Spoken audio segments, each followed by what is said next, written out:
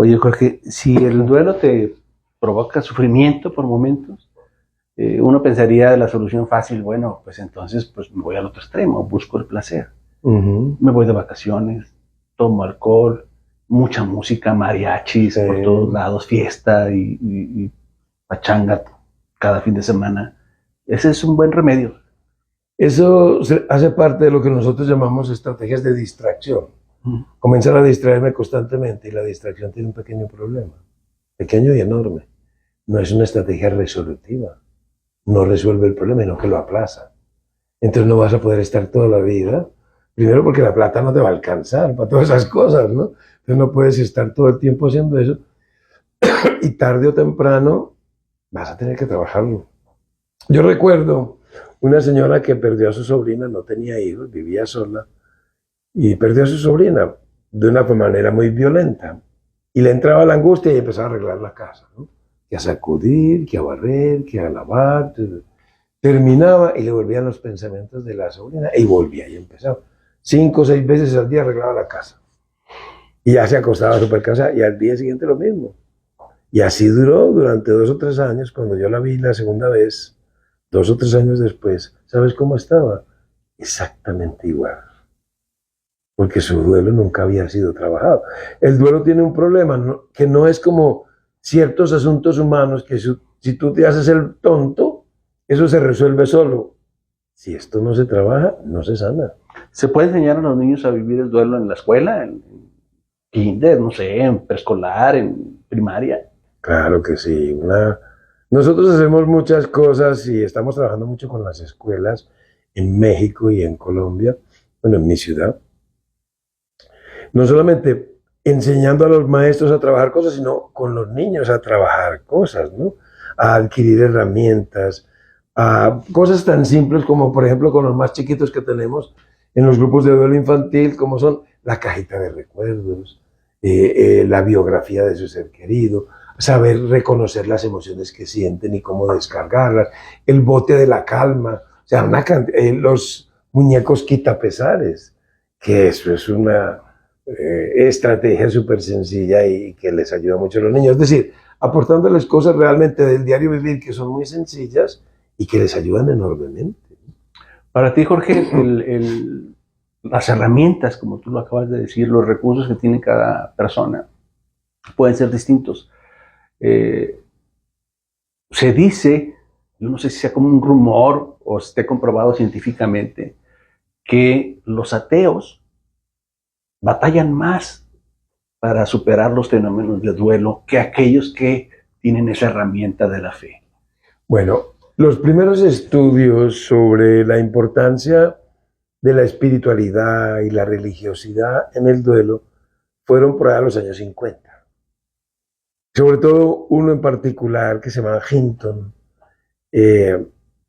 hizo un gran estudio y se llegó a la siguiente conclusión. Cuando tú te enfrentas a una enfermedad terminal o un duelo, que las personas que menos mal lo pasan son los que tienen mucha fe o los que no creen en nada. Pero los que peor les va son los que están en la mitad. Y resulta que el 99% de la población, pues está en la mitad. Somos creyentes de ocasión. Cuando nos está yendo de la patada y va a salir. Como dice el mundo, todos los... ¿Cómo es que dice? Que aunque seas ateo, pero se está cayendo el avión y ahí sí, Dios mío. Más vale, ¿no? Entonces, pero sí, nosotros lo vemos en terapia intensiva, por ejemplo, en la gente que, digamos, lo sufre menos, se aferra menos, hay capillitas abajo de la terapia intensiva, con la Virgen María, etcétera, y todo eso es muy respetable.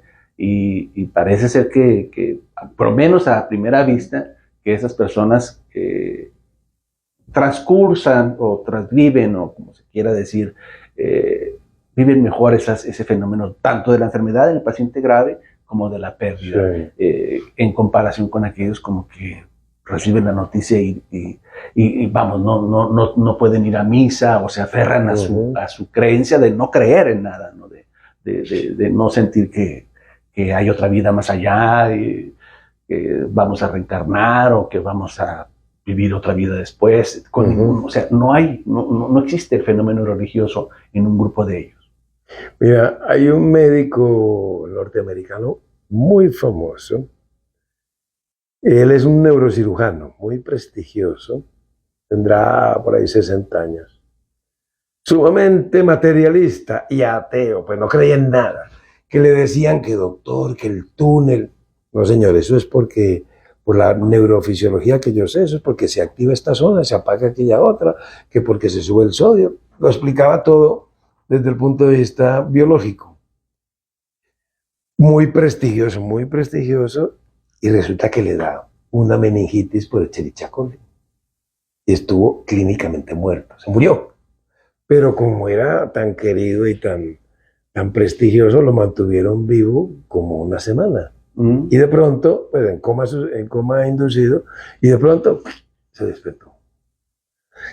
Y se recuperó, se rehabilitó y empezó a hablar de lo que había vivido, de cómo él vio su cuerpo, su alma se separó del cuerpo y contó toda la historia y que lo recibió una mujer y lo llevó a conocer el cielo. De hecho, el libro, que fue un bestseller, es un bestseller en Estados Unidos, se llama La prueba del cielo.